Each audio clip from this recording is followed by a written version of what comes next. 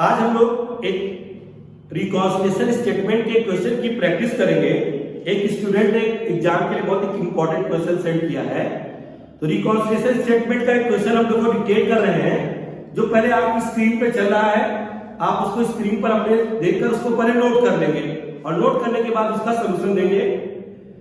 दिख रहा है कि in a company works overheads are 60% of wages and office overheads are 20% of work cost. अब देखो इसमें एक आपको अमाउंट परसेंटेज में दी है और एक अमाउंट रुपीज में दी है। तो जो परसेंटेज में अमाउंट दी है उसका यूज आप कॉस्ट स्टेटमेंट में करोगे और जो एक्चुअल अमाउंट दी है उसका यूज हम लोग फाइनेंशियल स्टेटमेंट के बनाने में करेंगे। तो ऊपर देखो 60% जो दिया है वेजेस, ये हमारे में वर्क्स ओवरहेड्स, तो 60% वेजेस आप एक कॉस्ट स्टेटमेंट में इसको लिखोगे और जो 20% office overheads of work cost बोला है इसको भी आप कॉस्ट स्टेटमेंट में लिखेंगे। फिर नीचे लिख रहा है क्वेश्चन में मटेरियल दिया है, तो मटेरियल देखो प्राइम कॉस्ट 1 लाख रुपए, इसको हम कॉस्ट स्टेटमेंट में भी लिखेंगे और प्राइम कॉस्ट से रिलेटेड चीजों के बारे में अगर क्वेश्चन में अलग से नहीं कहा गया है तो वही चीज आप कॉस्ट स्टेटमेंट में भी लिखोगे और वही फाइनेंशियल स्टेटमेंट में भी आप शो करेंगे। तो मटेरियल हुआ। फिर वेजेस दिया है 75,000, तो वेजेस भी प्राइम कॉस्ट का ही पार्ट है।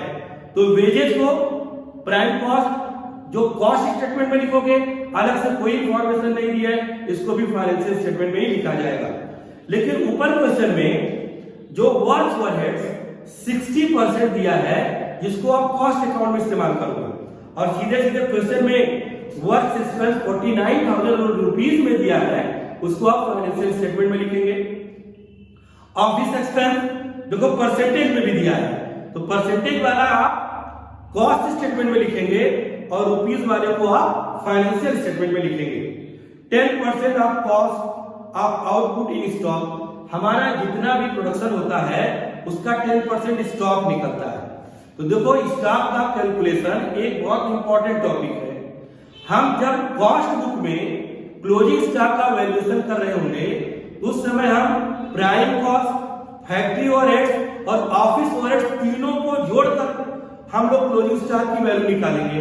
लेकिन अगर हम कॉस्ट बुक में अगर जाएंगे तब इन तीनों को लेंगे, लेकिन अगर फाइनेंशियल बुक में अगर हम कोई कैलकुलेशन कर रहे होंगे तो ऐसी कंडीशन में हम सिर्फ प्राइम कॉस्ट को लेंगे और साथ ही साथ फैक्ट्री ओवरहेड्स को लिया जाएगा, ऑफिस ओवरहेड्स को नहीं लिया जाएगा। एक बात फिर सुनिए, अगर क्लोजिंग स्टॉक का वैल्यूएशन करना है तो कॉस्ट बुक में भी क्लोजिंग स्टॉक फिनिश बुक दिखलाएंगे, फाइनेंशियल में भी दिखलाएंगे। तो कॉस्ट बुक में दिखलाओगे तो उसमें प्राइम जुड़ा होगा, फैक्ट्री जुड़ा होगा और ऑफिस जोड़कर क्लोजिंग स्टॉक निकालोगे। और अगर वही फाइनेंशियल में जब क्लोजिंग स्टॉक निकालने जाओगे उस समय केवल आप प्राइम में फैक्ट्री जोड़कर निकालोगे। और सेलिंग प्राइस दिया है 2,55,000, दोनों में कॉमन यूज होगा और हमें एक रिकॉन्सिलिएशन स्टेटमेंट बनाना है। तो देखो फॉर्मेट में आओ, हम लोग बना रहे हैं। इस पर आइए क्वेश्चन देखिए सब लोग। पहले हम कॉस्ट स्टेटमेंट बना रहे हैं। इसमें देखिए पहला दिया हुआ है मटेरियल, तो मटेरियल आप प्राइम कॉस्ट में दिया गया 1 लाख रुपए। फिर उसके बाद वेजेस दिया 75,000 रुपीज में, उसको लिख दिया गया।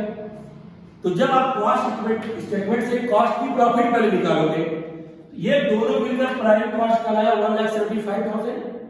अब जो परसेंटेज में दिए हैं उनका यूज करके हम कॉस्ट स्टेटमेंट में बनाएंगे। तो फैक्ट्री ओवरहेड्स के बारे में कहा है 60% ऑफ वेजेस। आपका वेजेस देखो 75,000 है, 75,000 का 60% हो गया 45,000। अब प्राइम कॉस्ट में जब हम फैक्ट्री ओवरहेड्स को ऐड करेंगे हमें मिला टोटल 2,20,000 जो कर रहेगा वर्क कॉस्ट। फिर कर रहा है ऑफिस ओवरहेड्स, इसी वर्क कॉस्ट का 20%। तो हमारा जो ऑफिस ओवरहेड्स ये जो वर्क कॉस्ट आया है 2,20,000, इसी का 20% 44,000 हुआ। और जब हमने वर्क कॉस्ट में ऑफिस ओवरहेड्स को ऐड किया तो कर रहा है कॉस्ट ऑफ प्रोडक्शन। अब देखो कॉस्ट ऑफ प्रोडक्शन जब ऐड हो जाएगा तब उसमें आप क्लोजिंग स्टॉक फिनिश गुड्स को माइनस करोगे, जो कहा है कि 10%। तो हम लोग जो कॉस्ट ऑफ प्रोडक्शन आया 2,64,000, इसी का 10% निकालेंगे। 2,64,000 10% आएगा 26,400। फिर से सुनो, क्लोजिंग स्टॉक निकालने के लिए कॉस्ट स्टेटमेंट में प्राइम, फैक्ट्री और ऑफिस जुड़कर जो टोटल आएगा उसी का 10% हमने निकाल दिया। अब क्लोजिंग स्टॉक को माइनस किया, आया cost of production of sold, और इसमें सेलिंग प्राइस दी है, सेलिंग एक्सपेंस नहीं दिया है, सेलिंग प्राइस दिया है, सेलिंग प्राइस भी दिया 2,55,000, और इन दोनों का डिफरेंस जो आया ये प्रॉफिट आया, तभी मिला profit as per cost book मिला। अब हम profit as per financial book निकालेंगे, जिसके लिए हम लोग पीएल अकाउंट को बनाएंगे। पीएल अकाउंट में मटेरियल, वेजेज जो आपने कॉस्ट स्टेटमेंट में इस्तेमाल किया है वही आप पीएल में भी लिखोगे। अगर एडिशनल इंफॉर्मेशन नहीं है तो प्राइम कॉस्ट दोनों में सेम लिखा जाता है। फिर उसके बाद वर्क एक्सपेंस दिया है वो 49,000 फैक्ट्री का एक्सपेंस।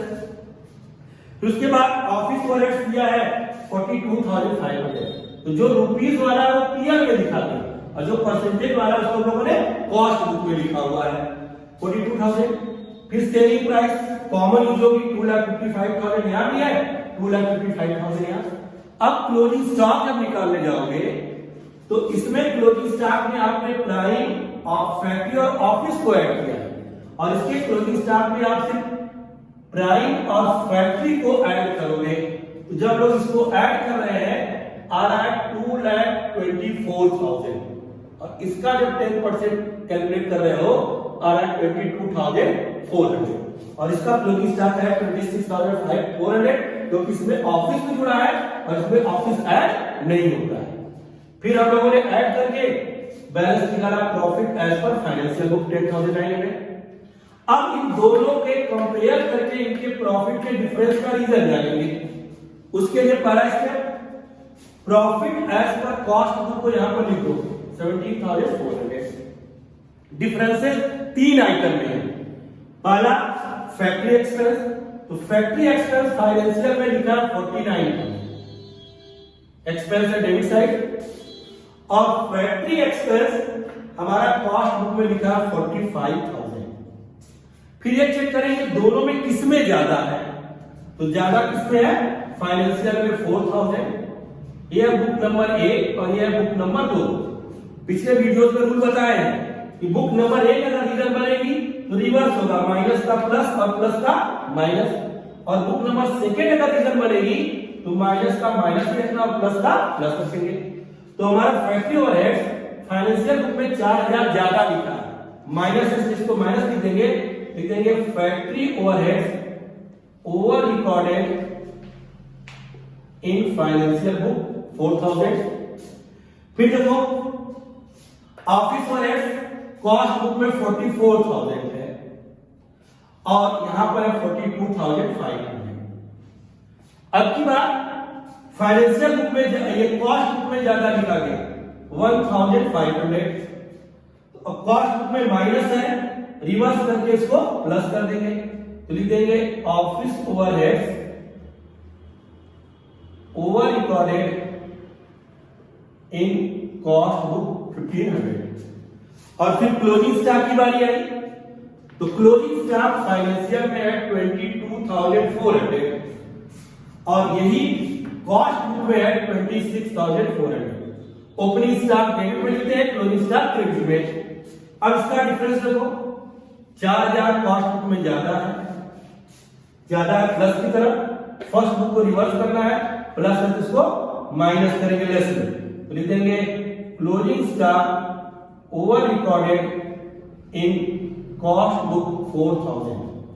अब 1,500 इसमें ऐड किया कॉस्ट बुक के प्रॉफिट में 18,900 और उसमें से 8,000 माइनस किया आया 10,900 और हमारा मिल गया profit as per financial book.